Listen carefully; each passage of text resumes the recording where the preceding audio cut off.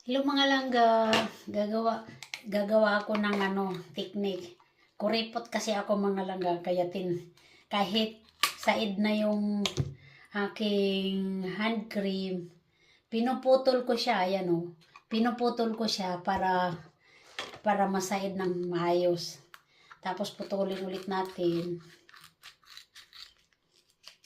Ayan.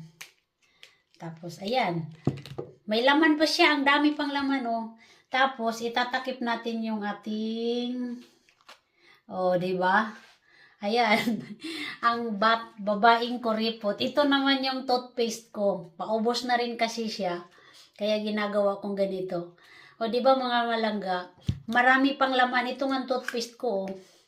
Akala ko wala na talagang laman pero mayroon pang laman sa loob. Ayan, pwede pa siya magamit mga 3 o 4 na beses. Sayang pa. O, diba? Ito naman yung aking hand cream. Ito yung toothpaste.